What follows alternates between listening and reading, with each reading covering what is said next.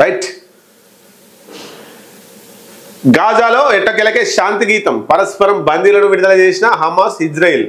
మనం చూడొచ్చు, హమాస్ చెర నుంచి విడుదలైన ఓ ఇజ్రాయలీ ఆనందం, ఇజ్రాయెల్ జైలు నుంచి విడుదలైన పాలస్తీనా వాసులు. వాళ్ళను వీళ్ళు విడుదల చేశారు, వీళ్ళని వాళ్ళు విడుదల చేశారు. మొత్తం మీద 20 మంది ఇజ్రాయెళ్లను రెడ్ క్రాస్ కు అప్పగించిన హమాస్ అట 1948 మంది పాలస్తీనాలను విడుదల చేసిన ఇజ్రాయెల్. చెల్లుకు చెల్లు. ఇజ్రాయెల్ పార్లమెంట్ లో ట్రంప్ కు అపూర్వ స్వాగతం. గాజాలో యుద్ధం ముగిసింది, ట్రంప్ ప్రకటన. శాంతికి కట్టుబడతా నేతన్యాహు, ట్రంప్ కు హమాస్ కృతజ్ఞతలు.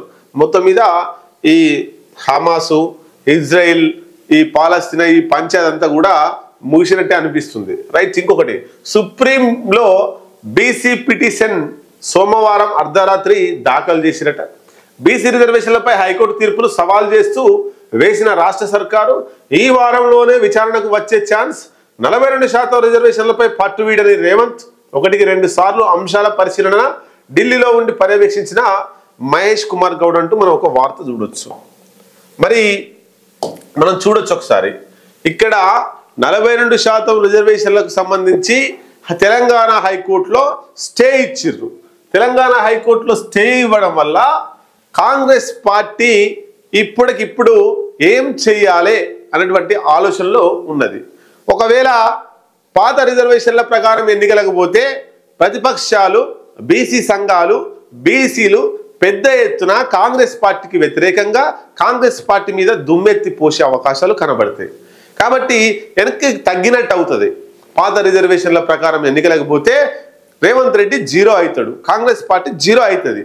ఏదో కొండంత రాగం తీసి ఏదో పాట పాడినట్టు మొత్తం మీద బీసీ 42% రిజర్వేషన్లు తెస్తామని చెప్పి మళ్ళీ పాత రిజర్వేషన్లు వేస్తే రేవంత్ రెడ్డికి చెడు పేరు వచ్చే అవకాశం ఉంటుంది. కాబట్టి వెనక్కి తగ్గిండు అనేటువంటిది అందరు అనుకుంటారు. కాబట్టి వెనక్కు తగ్గలేదు, ఇక పోరాడుతుండు, కొట్లాడుతుండు, ఇక కత్తులు తెచ్చిండు, కొటారులు తెచ్చిండు అని చెప్పుకోవడం కోసం సుప్రీంకోర్టుకు పోయినా తప్ప ఇంకా ఏం లేదు. ఇక రేవంత్ రెడ్డి వెనకడుగు వేసిండని చెప్పుకోకుండా ఉండడం కోసమే మరొక ముందడుగు అని పేపర్లలో ఆయనకు అనుగుణంగా మీడియాలో రాయించుకోవడం కోసమే సుప్రీంకోర్టుకు పోయేది తప్ప సుప్రీంకోర్టుకు పోతే 42% రిజర్వేషన్ల బీసీలకు ఒరిగేది ఏమీ లేదు.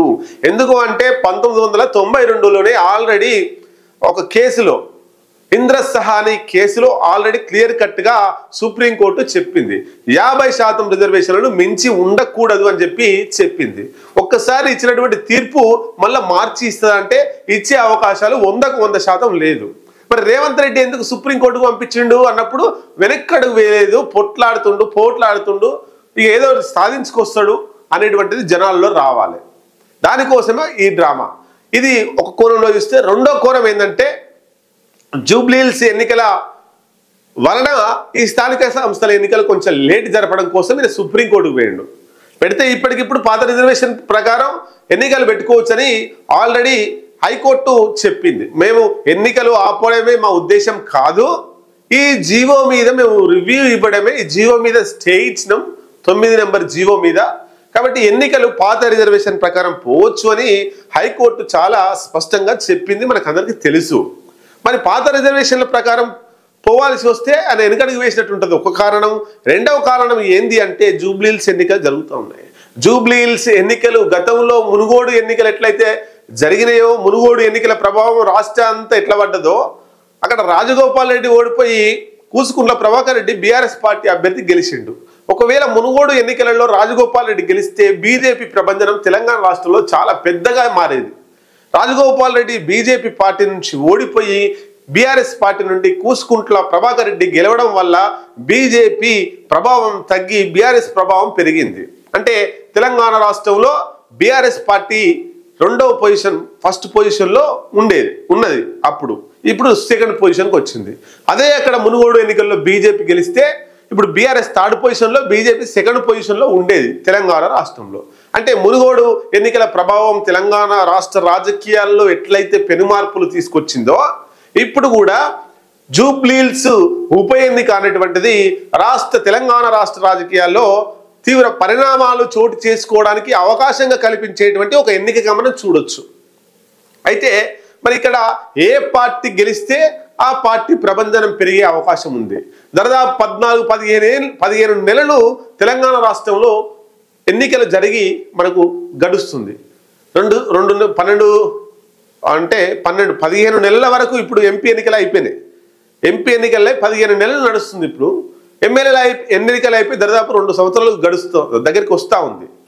అప్పటి నుండి ఇప్పటి వరకు ఎన్నికలు లేవు. కాంగ్రెస్ పార్టీ ఎమ్మెల్యే ఎన్నికలలో ప్రభావం చూపించి అధికారంలోకి వచ్చింది. ఎంపీ ఎన్నికలలో బీఆర్ఎస్ పార్టీ, ఈ ఎమ్మెల్యే ఎన్నికలనేమో మొదటగా కాంగ్రెస్ పార్టీ, రెండవది బీఆర్ఎస్ పార్టీ, థర్డ్గా బీజేపీ వచ్చింది.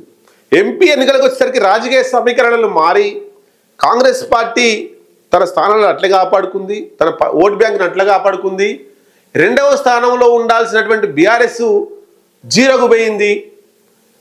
థర్డ్ పొజిషన్లో ఉన్నటువంటి బీజేపీ సెకండ్ పొజిషన్కి వచ్చింది, ఓటు బ్యాంకును పెంచుకోగలిగింది. మరి అది బీజేపీ పార్టీ వల్ల పెంచుకోగలిగింది అంటే లేదు. బీజేపీలో పోటీ చేసినటువంటి వ్యక్తుల ఇమేజ్ వల్ల బీజేపీకి ఇమేజ్ వచ్చి ఆ ఎన్నికల్లో 8 మంది బీజేపీ గెలవడం కోసం బీఆర్ఎస్ త్యాగం చేసింది, రాజకీయంగా బొంద పెట్టుకుంది, రాజకీయంగా సమాధైంది బీఆర్ఎస్ పార్టీ. అట్లా ఇప్పుడు మరి ఆ మునుగోడు ఎలక్షన్ లాగానే ఇప్పుడు ఈ జూబ్లీహిల్స్ ఎన్నికల్లో ఎవరు గెలిస్తే ఆ పార్టీ ప్రభంజనం వచ్చే అవకాశం ఉంటుంది. కాబట్టి అందరూ కూడా, అన్ని పార్టీలు, ఇటు బీజేపీ, ఇటు కాంగ్రెస్, అటు బీఆర్ఎస్, ఈ 3 పార్టీలు కూడా చాలా ఫోకస్ పెట్టినాయి ఆ రాష్ట్ర నాయకత్వానికి సంబంధించి. అలా మంత్రులు, అలా మాజీ మంత్రులు, వీళ్ళంతా కూడా బీజేపీ కేంద్ర మంత్రులు, ఎమ్మెల్యేలు, ఎమ్మెల్సీలు చాలా పకడ్బందీగా వ్యూహం రచిస్తున్నారు అక్కడ జూబ్లీహిల్స్ ఎన్నికల్లో గెలవడం కోసం. బీఆర్ఎస్ పార్టీ కేటీఆర్, తలసాని శ్రీనివాస్ యాదవ్ ఇట్లాంటి వాళ్ళంతా కూడా అక్కడ ఫోకస్ పెట్టి, హరీష్ రావు ఇట్లాంటి వాళ్ళంతా ఫోకస్ పెట్టి ఎట్లయినా అలా సిట్టింగ్ స్థానాన్ని గెలిపించుకోవడం కోసం ప్రయత్నం చేస్తున్నారు. కాంగ్రెస్ పార్టీ అక్కడ మంత్రులనే దింపింది. పొన్నం ప్రభాకర్, అడ్లూరి లక్ష్మణ్, తర్వాత వివేక్ వెంకటస్వామి, వీళ్ళందరినీ కూడా అక్కడ దింపింది. అయితే ఇక్కడ ఏ పార్టీ గెలిస్తే కాంగ్రెస్, అక్కడ బీఆర్ఎస్ పార్టీ సిట్టింగ్ స్థానం, మాగంటి గోపీనాథ్ చనిపోయిన సిట్టింగ్ స్థానం, అది సిట్టింగ్ స్థానాన్ని నిలబెట్టుకోవాలని, తద్వారా బీజేపీ ఓటు బ్యాంకును పెంచుకోవాలని, బీఆర్ఎస్ ఓటు బ్యాంకును పెంచుకోవాలని, బీఆర్ఎస్ రాష్ట్రంలో మళ్ళీ పైకి వస్తుంది, కేసీఆరే కావాలంటున్నారు, ముఖ్యమంత్రి కావాలని అని చెప్పుకోవడం కోసం అక్కడ బీఆర్ఎస్ గెలిస్తే మళ్ళా తెలంగాణ రాష్ట్రంలో కాంగ్రెస్ గ్రాఫ్ తగ్గి బీఆర్ఎస్ వైపు ప్రజలు చూసే అవకాశం ఉంటుంది. లేదు కాంగ్రెస్ గెలిస్తే అక్కడ కాంగ్రెస్ గెలవడం వల్ల అందరూ కాంగ్రెస్ మీద ఇంకా ప్రేమ తగ్గలేదు, రేవంత్ రెడ్డి మీద వ్యతిరేకత లేదు, బీఆర్ఎస్ పట్ల ప్రజలకు మంచి ఏం లేదు, కాబట్టి కాంగ్రెస్కే ఓటేసిరని చెప్పుకోవడం కోసం ఒకటి. లేదు అక్కడ బీజేపీ గెలిస్తే ఇక తెలంగాణ రాష్ట్రంలో కాంగ్రెస్ పార్టీని వద్దనుకుంటున్నారు ప్రజలు, బీఆర్ఎస్ పార్టీ వద్దనుకుంటున్నారు, మూడవ ప్రత్యామ్నాయంగా బీజేపీ రావాలని చూసారు కాబట్టి బీజేపీని గెలిపించారు అని చెప్పుకోవడానికి ఉంటుంది. కాబట్టి ముగ్గురు అక్కడ ఫైట్ చేస్తారు కదా, ఆ ఫైట్ చేయడం కోసం ఈ రాష్ట్ర నాయకత్వం, జాతీయ నాయకత్వం అంతా కేంద్రీకరించింది. మరి ఇప్పటికిప్పుడు స్థానిక సంస్థల ఎన్నికలకు పోతే ఈ సర్పంచ్, ఎంపీటీసీ, జెడ్పీటీసీ ఎన్నికల మీద ఫోకస్ చేయాల్సి ఉంటుంది.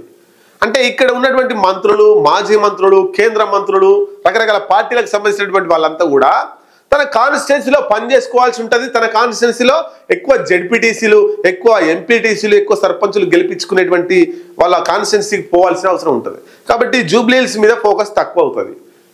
అంటే ఎవరు గెలుస్తారో ఎవరు గెలవరో ఫోకస్ తక్కువ కావడం వల్ల ఇబ్బంది అవుతుంది. కాబట్టి ఈ స్థానిక సంస్థల ఎన్నికలను వాయిదా వేయడం కోసమే జూబ్లీహిల్స్ ఎన్నికలు ఉన్నాయి. కాబట్టి సుప్రీంకోర్టుకు పోతే కొంత కాలయాపన జరుగుతుంది. ఈలోపు జూబ్లీహిల్స్ ఎన్నికలు అయిపోతాయి. ఎన్నికలు అయిపోయిన తర్వాత అక్కడ కాంగ్రెస్ గెలుస్తుంది. ఆ ప్రభావం రాష్ట్రం మీద పడుతుంది. రాష్ట్రం మీద పడిన తర్వాత ఎక్కువ ఎంపీటీసీ, జెడ్పీటీసీ, జిల్లా పరిషత్ చైర్మన్లు, ఎంపీపీలు, సర్పంచులు ఎక్కువగా కాంగ్రెస్ పార్టీ గెలవడం కోసమే రేవంత్ రెడ్డి వేసిన స్కెచ్లో భాగంగానే ఆయన సుప్రీంకోర్టుకు పోయి ఈ స్థానిక సంస్థల ఎన్నికలకు కాలయాపన చేస్తుండు అనేటువంటిది నేనంటున్న మాట కాదు, రాజకీయ విశ్లేషకులు అభిప్రాయపడుతున్నారు. రైట్.